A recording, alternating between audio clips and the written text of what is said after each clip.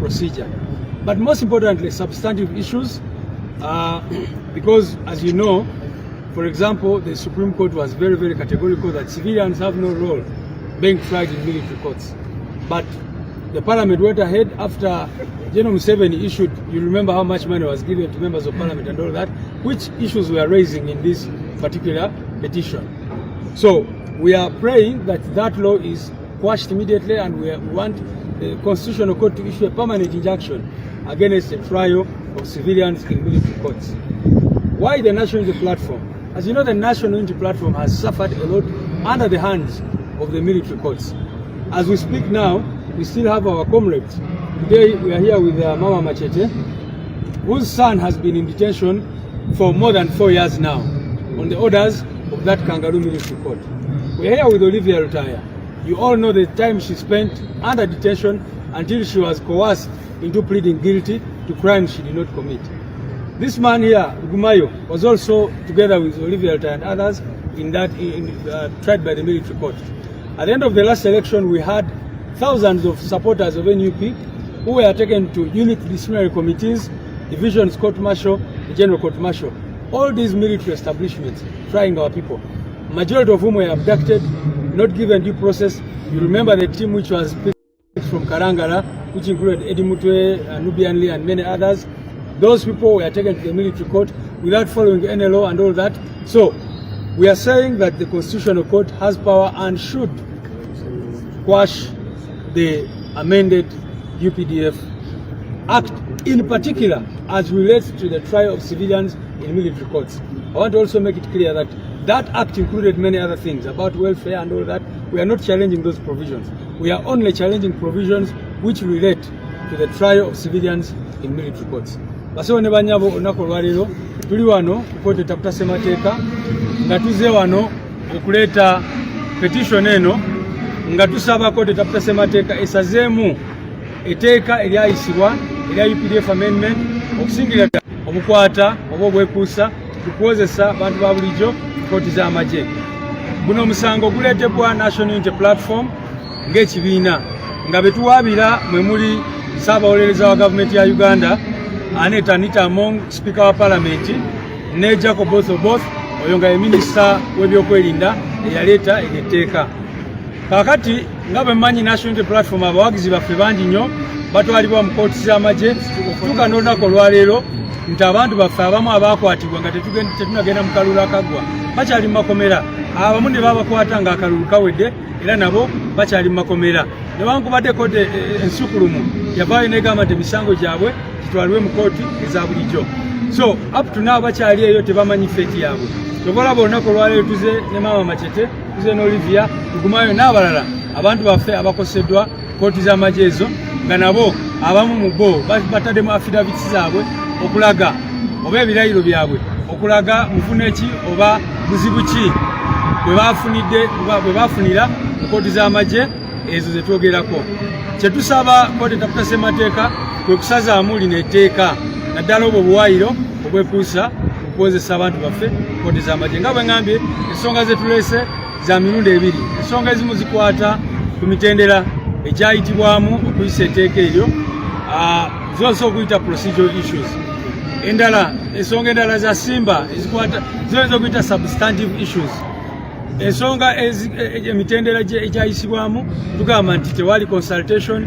Abantu abamu nga ffe batuwandikira ebbaluwa ne tugifuna ku makya wabula eddakiika 10 ne bagamba bikogere mu kakiiko ate ojje nga weetegese ng'olina ebiwandiiko byoleese okutulaga obutali bumativu bwamwe ku bbiira eno n'ebirala n'ebirala. Munaajukira nti n'obukiiko bwa Parliament bwali bukoze reports ez'enjawulo. Bwe baamala okukola reports ezo ne babayita mu State House. General Museveni n'abawa orders nti ayiteeka eryo muliise nga bwe libadde. So nsonga nyingi nnyo ziri muno, n'abeera afunye omukisa okusoma petition eno ajja ziraba. Mwebale nnyo, mwebalire ddala. Ne bano abakulu kabasoke boogere be ntufune ebibuuzo.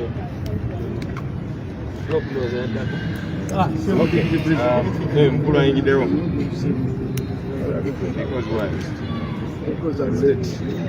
Katukuwe context.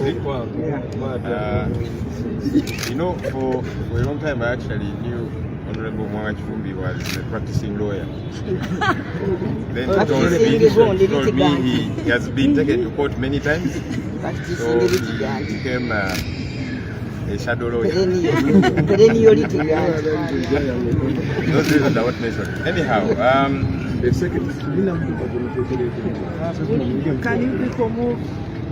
Please, let's try to create inclusive space for everybody. Okay. When this UPDF Amendment Act was passed in a very surreptitious manner like they did, we promised to go to court, to petition court. Here we are today. Of course, it's taken a bit of time because we needed to wait for the gazettement of this law, which took a bit of time and so on. So anyhow, we got set, and here we are filing this petition against this law. There's numerous issues that are of concern, but key of them are three. Number one, the Supreme Court did rule saying civilians have got no place under military courts. Now, for Parliament to pass a law to try and do away with a decision of court, that goes against the Constitution, Article 92. So that's number one. Number two, in passing any law, it's got to be consultative. Our laws provide for how that gets to happen, our rules of procedure and so on and so forth. This law was not consultative.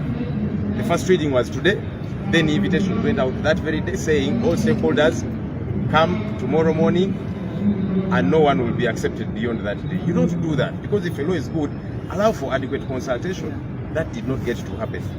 Number three, this law was passed without quorum. Now, of course, our colleagues in the NRM have got the numbers they require even for quorum. But like they normally do, this time they did not do adequate mobilization because they thought we were going to stay in the house. To their shock, last minute, we moved out of the house as the opposition.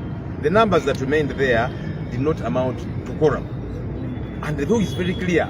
The law, any law has got to be passed with adequate quorum. So those are the key issues, among others, that we are challenging. We are hoping that the Constitutional Court will look at all these matters because it's been settled law by none other than the Supreme Court of the land. These victims that we are with here today have been waiting for justice. The Supreme Court said, look, either release these people or take them to civilian courts. That happened for a few of those who are before the military court, not for all of them. We don't know why there has been all of that delay. So anyhow, our hope is that the courts will give us justice on this matter. We are coming back to the courts simply because it is court, the Supreme Court, that said civilians should be kept away from military courts. So we are hoping that the courts of law in this country will stand up for their own and fight for their space. Because what happened is a violation of a decision of court. So this is beyond us, political actors and the victims and so on. We are saying court, unlike all other times, now you are the one on the spot. You passed a ruling, the highest court of the land. It's been violated by all and sundry. Please don't just look on. Fight for your space as one of the arms of government. To etteeka lino erya UPDF Amendment Act bwe lyayisibwa twakyogera lunye nti tujja genda mu kkooti tutuno leero. Of course tuluddewo kubanga twali tulinze etteeka lino liteekebwe mu lupapula lwa gavumenti oluyitibwa gazeti. So anyway, ebyo ne biggwa kakati tutuno tutaddeyo petition nga tugamba ensonga ziringa 3 enkize nnyo ziri 3.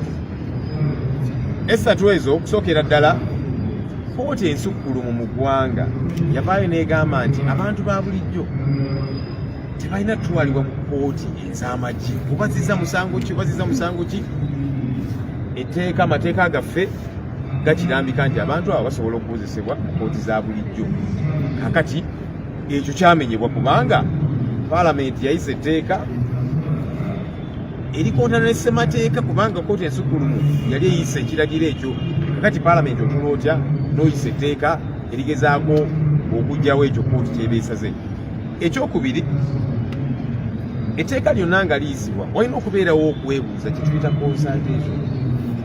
ekyo tekyakolebwa kubanga abantu ambalo wagabatuukako saawa 3 jangu saawa 3 kitundu ate tetusukka leero etteeka bw'oba ogamba nti ddungi nnyo lwaki obeera oli papya kikyoba okweza kikyobeera okukusa ekyokusatu ate nga nakyo kyangizo tewaaliwo ennamba ezeetaagisa okuyisa etteeka lyonna kituyita koramu luzungu bannaffe abali ku ludda lwa NRM balina ennamba ezibeetaaga mu kaseera konna okuyisa etteeka lyonna naye kola olunaku tebakola mobilization emala kubanga baali bamanyi nti naffe tujja kubeera mu house nefutudde naye of course bagenda okulaba nga tufulume tumaze okugaa nti kakati muganye okutambulira ku mateeka tetugenda kwetaba mu kumenya amateeka ne tufuluma ennamba ezasigala mu parliament mu kaseera ako zaali tiziyinza kukola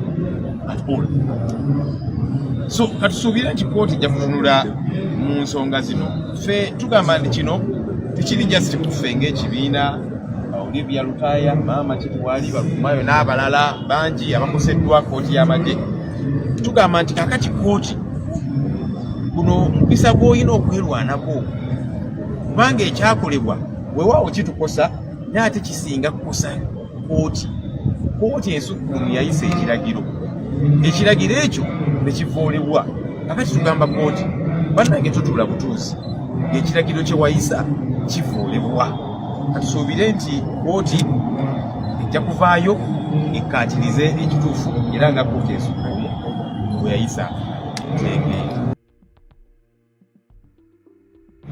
Thank you. Yes.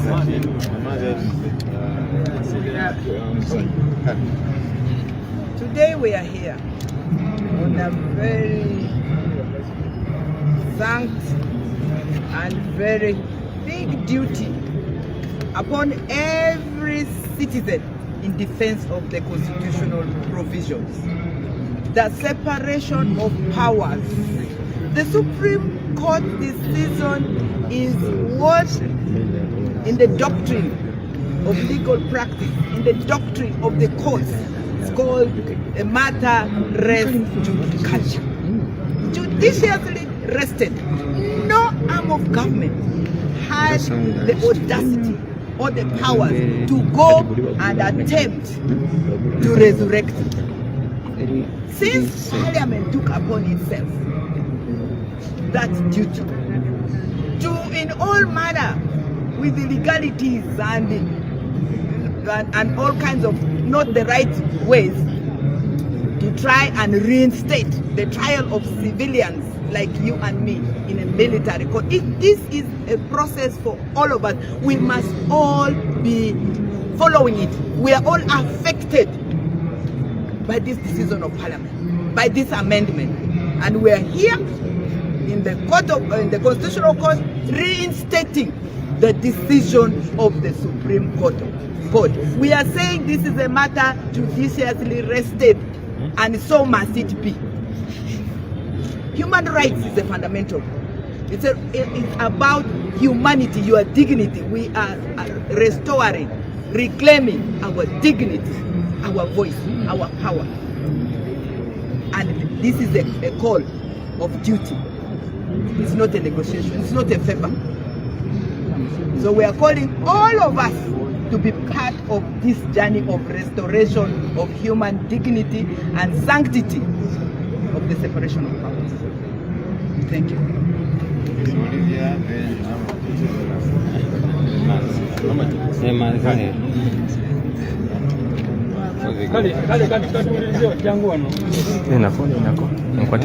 Nkwatiddeyo bugalo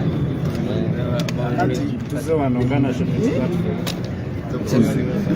amanya Rukumayo Robert Christopher tuze wano ku constitutional court nga tuze sorry just njagala context yeveyo microphone kwani era wenakakwata kimusonga ebisitu byogereko bakiteke tekayo microphone amanya Rukumayo Robert Christopher tuze wano ku constitutional court nga tuze okwabira omusango ngaffe abaloozaako ku injustice eri mu court martial 2021 bagenda batukwata naye mu court martial twagenda okwesanga mu kaseera we twali mu court martial nga only our lawyers be bali balina bali bamanyi ku mateeka nga abasigadde mbona batulamulira ku orders ku biragiro bya Mwai Museveni.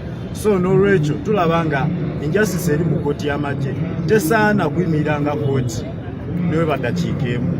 N'ekyokubiri bweba yakuyimirirawo ekole ku b'amagye bokka kubanga ab'amagye bagoberera orders. Omuntu nga civilian kati nga Lugumayo Robert Christopher siraba nsonga lwaki bukera ku makya ne banteeka mu court martial. Our first day in the court martial twabagamba nti tetulina nsonga lwaki mutwesa wano kubanga tetuli bannamagye n'olwokubanga kooti egobera orders so si mateeka twekanga nga tumaze emyaka 4 court martial ne batuweza mu komera kyokka at the end of the day mu kuvaayo ne batunyigiriza tumale kukiriza bisango okulabanga tuvaayo ekiraga nti muli mateeka wabula emboyera ku biragiro bya Mwai Museveni. Tusaba Constitutional Court etuse mu teeka eyo.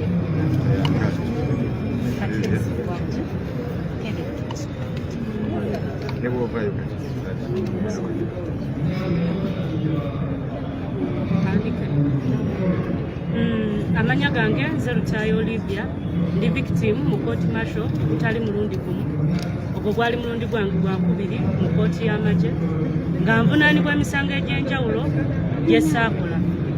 Gwo gwasooka bangamba baatukwata n'emmundu abantu 49 emmundu emu n'amasasi 4 abantu 49 namalayo emyezi 2 n'enteebwa n'enziramu n'enkwatibwa era ne banzizaayo mu court martial gye nasanga sinze nzekka yaliyo omusibe kuba abantu bangi gye bali ba civilian abali mu court martial abatannafuna bwenkanya be nasangayo nga bakamalayo emyaka nga 5 kuba kooti eyo mu mwaka eyinza okuba ekolamu emyezi 3 oba 4. So ekituleese wano naffe kwongera ddoboozi lyaffe ku bannaffe abaasigalayo ne bannayuganda bannaffe betusuubira abali mu kutulugunyizibwa abatannafuna bwenkanya mweyo kooti. So tuyise mu kibiina kyaffe ekya National Unity Platform okutuyambako okusitula eddoboozi lyaffe nga tusaba eri bannayuganda mwenna leero kiyinza okuba nga kiri kunze enkya kiyinza okuba ku ggwe oba ku mwana wo. Basaba tusitukire wamu tulwanyise obutali bwenkanya obuli mu ggwanga lyaffe Uganda.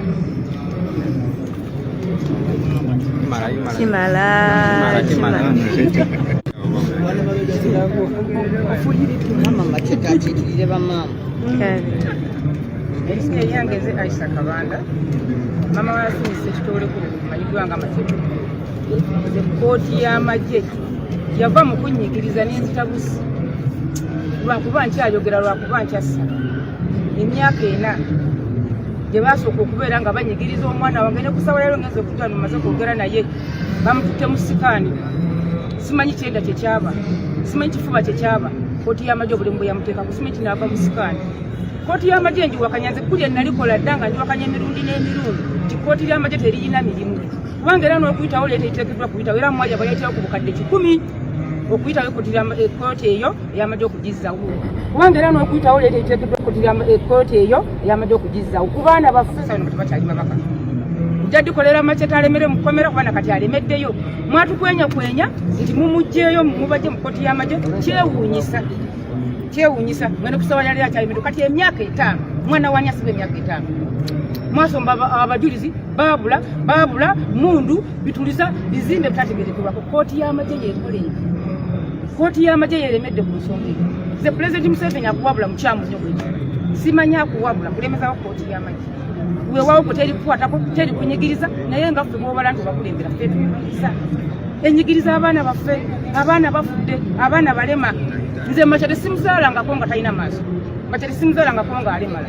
essaawa nokutamwaga lubiri tatunula kooti y'amagye yatujjirira abazaala abaana bannange buli alina omwana mu kooti nze nkiikiridde abaana 9 abaasigala mu kkomera basigalayo lwaki baagaana okukkiriza omusango bo tebamanyi tebokyanga ku bizimbe tebokyanga ku motoka za poliisi tebalina bomu tebalina mundu ne kusaba kyekibalemeza mu kkomera kati mwaka mulamba bano be basindikiza ne bakkiriza nga bavuddeyo kati bano bo bakutte mwaka gwa 5 bali eri mwana waani linnya mu ngatto zange ziba zikutuuka otambule nga mwana we yali mu kkomera myaka 5 omulabako kobe President Museveni gwoli bulungi nnyo tonakyoliraba tonakirikutuukako naye nze nyina obulumi bwa nsusu nyina obulumi n'amaziga ku mutima gwange bwa nsusu omwana wange siraba kitava mu kooti mukomera mwatulimba limba nti mubalese temubaleeta temubata wabula kooti y'amagye n'oliyisa n'obukadde 10 atuli wansi tukaafa mwatuka okugamba abaana buli bali mukomera mutemukyalina nnyo bibakolako naye ng'obukadde 10 obwawe bwabaka bazeeyo kooti y'amagye bo bwalabika ekyennaku ennyo bazirye baddeyo muliire ddala mwabenaale munaye bulijja nga mwana we yali mukomera ekyo kikolimo nkibasimba nze munnetegereze mwe mumanyi kyemunjagaliza okukola kyemuba munkola kuba sina kyenkola ku nsi nga sina mwana wawe kyemwagala okunkola kyemuba munkola ansa ki abaana mubate ate kooti y'amagye tulina mulimuso bantu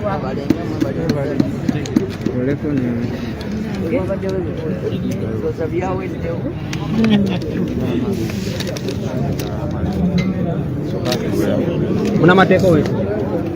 Okay, Mali nita malukwata video.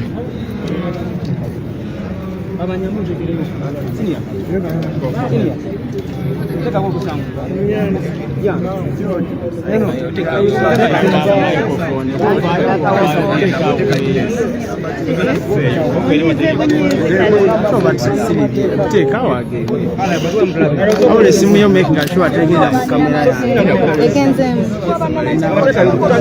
yogera ne president nkimanyi naye tulina okusomoozebwa ffe nga bannamateeka ababadde nga tukola kukiikirira abantu bano mu kooti y'amagye era waliwo ensalawo nnyingi eza kooti nga ziraga nti kooti y'amagye ebiseera bingi tegoberera kye bayita principal fair hearing oba okukozesa abantu mu biseera era nga kino kyeyolekera ddala kwekizampu ambawo eya Bobi nti yasemba okujja mu kooti martial nga 3 Okitoba 2024 naye okutuukira ddala nga 17 February 2025 kooti y'amagye lwe yasazibwamu kooti y'amagye eri temwagala lunaku lwonna lwakulira musango gwe yadde okunoonyereza okubeera nti balaba we gutuuse so ekyo kikulaga nti omuntu yenna ne bwaba awozesebwa mu kooti y'amagye ne bwaba w'amagye ne bwaba si w'amagye waliyo okubeera nga eddembe ly'obuntu eryogerwako mu ssemateeka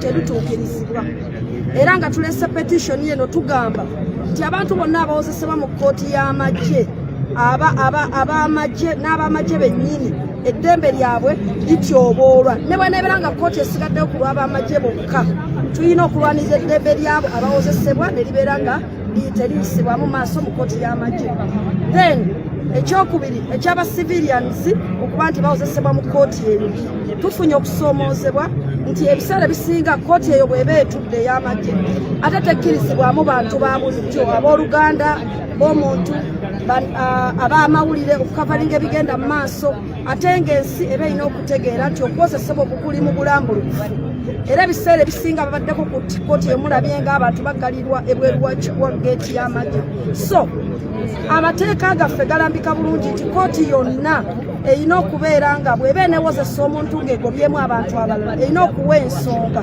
lwaki egobamu abantu abalala era lwaki excludinga bannamawulire okavalinga proceedings ezo so ffe nga bannamateeka ensonga ezisinga obukulu lwaki tulaba nga kooti y'amagye yeetaaga okuba ng'ekubwamu ttooki n'okuba nti abannansi tebawozesebwa kyekyokuba nti emanyi okukola kutuuza kooti yaayo naye nga emitendera mu mateeka egyogerwako mu constitution tegigoberedde kimala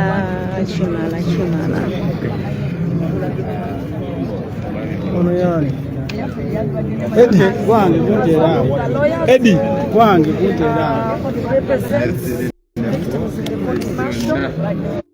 challenges the court martial. First and foremost, there are several decisions of court that look at ordering the court martial to respect the principle of fair hearing as enshrined in the Constitution. So I'll give you an example that says Bobi appeared in the court martial on 13th of October 2024 until the 17th of Webale kulaba KKTV Uganda.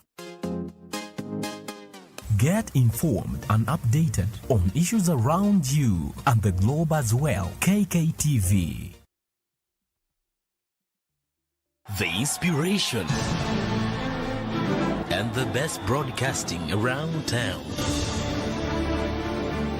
KKTV. The global experience, the might, the power, and all you need with KKTV.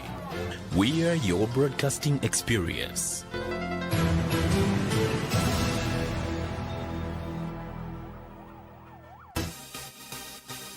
Thank you for subscribing to KKTV.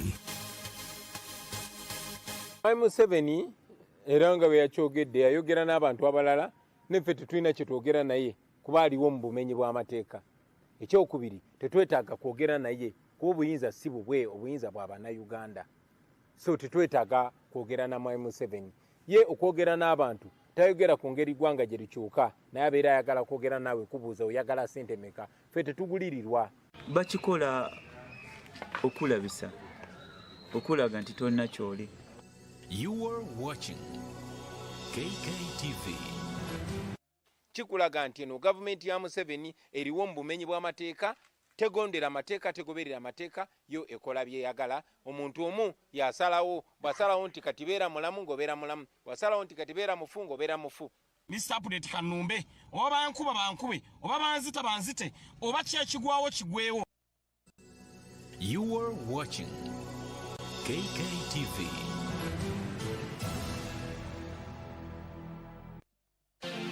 Webale kulaba.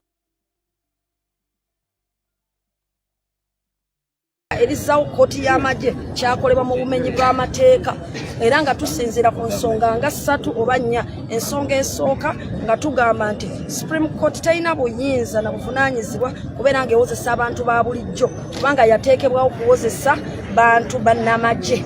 Ate nga tugamba nti neweeba eneewozesa bannamagye erina okubeera ng'ewa ekitiibwa obuwaayiro bwa ssemateeka obw'okuba nti ewozesa abantu mu biseera era ng'amateeka bwe galagira.